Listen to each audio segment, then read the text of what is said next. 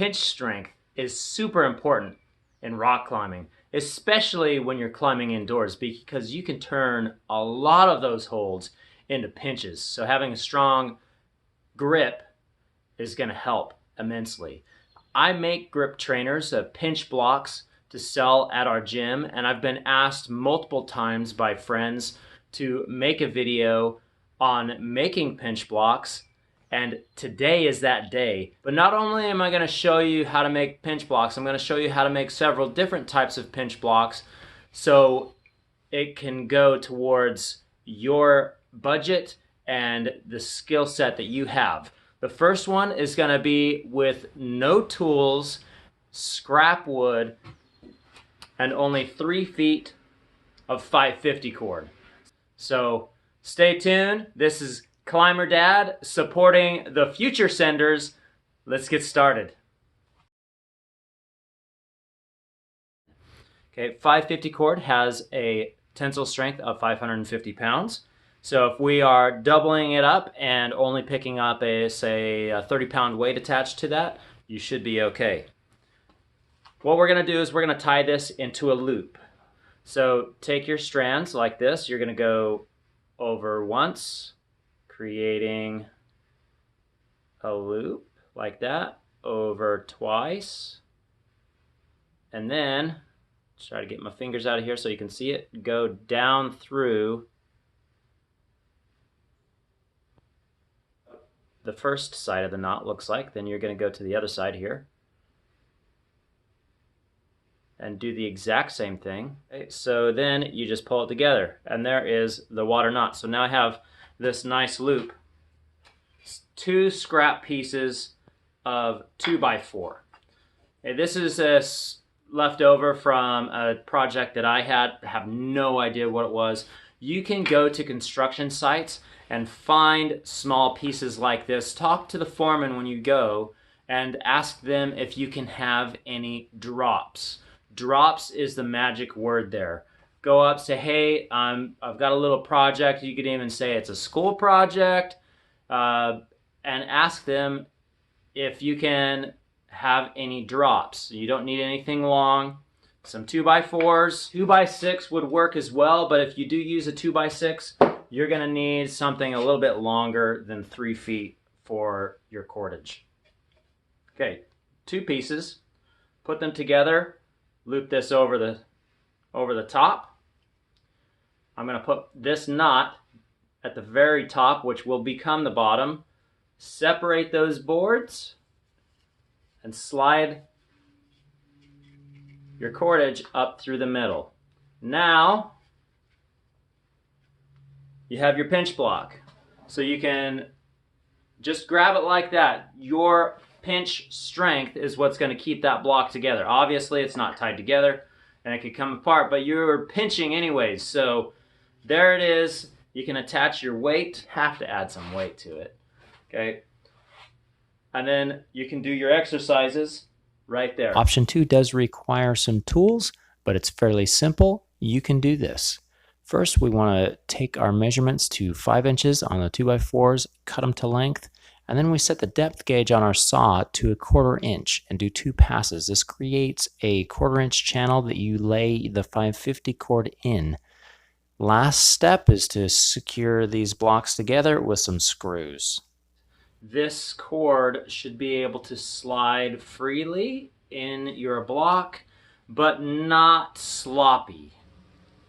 And then tie a simple overhand knot over both, and there's your pinch block. Something else that's really cool about having a little bit more work into it is if it's something that you can just grab and go, you're going to be more likely to use it.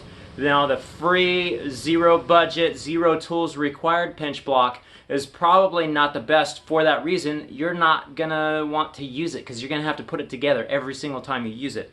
This is there, it's ready. You can just go grab your weights or whatever and exercise. You don't have to put it together every time. Also, if you make it 5 inches wide, you have now a pinch block that is 3 inches or 5 inches. So there is this pinch block. Now, if you'll excuse me, I need to go put some milk away. Yeah, go put this in the fridge. Option 3, the best block. This does require more time and tools. For that reason, I'm going to let the tools do the talking mostly here.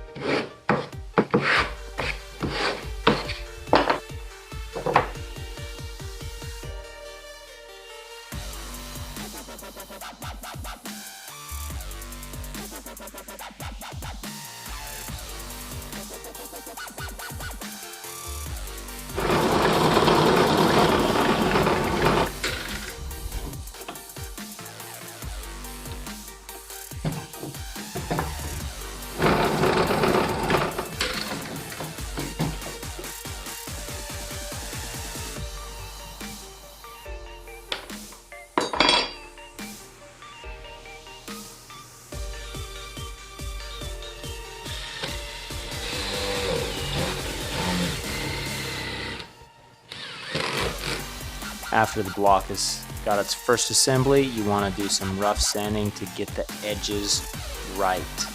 And then you're going to take it over to the router table and put that 3/4 inch bevel on every single corner.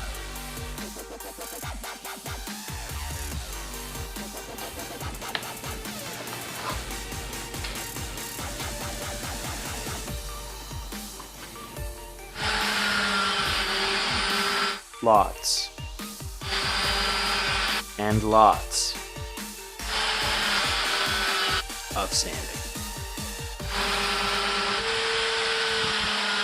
I think it takes me about an hour. Is it a washer?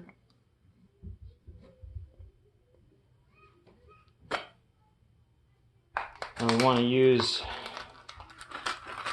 locking nuts in here so it does not come off.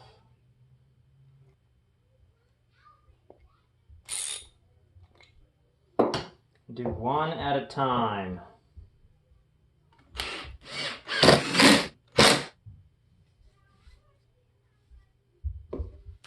Now this block is done. And I hope that you could tell that there was a lot more tools and a lot more time involved in making this block, and I think that it's worth it. It's a really good quality block. It's 3.5 inches wide this way. It's 5 inches wide this way. You've got a nice big depth here for any size hand to grab that, and you're not going to be wrapping around the bottom by accident. You have a swivel point for attaching any type of weight that you can attach with a carabiner to it. So when you're talking about making things to sell, you've got to take down note of costs for everything so you know whether you're making money or not. So let's go over these. 4x4 post in a quality pine cost me $15.51. Now I can get 16 blocks worth out of that, so the amount of wood that I need out of that post per block is 97 cents. The 1x4 board was 45 cents per block. The eye bolt, 94 cents. The washer, which is surprisingly high, but this one was 17 cents. The lock nut was 22 cents. The 4 screws that I used in it, they're about 5 cents a piece, and there's 4 of them, so that's 20 cents. Now the material by itself is $2.95. When I was younger, I had a mentor that did a lot of work similar to this, and he talked about the price of tooling. Tooling is something that you need to add in to your products that you're making because tools are expensive. That comes up to a whopping $725. His advice on keeping your tooling, pricing that in, is double the amount that you put in with your materials. I've found that to be fairly accurate, and that's the step that I use. I'm selling them for $9.95. So that is $4.05 for 30 minutes of my work.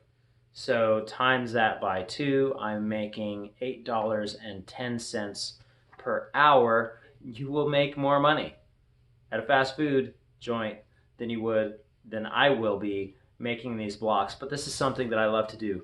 If you want to make your own, you have everything laid out for you, so you can go do that.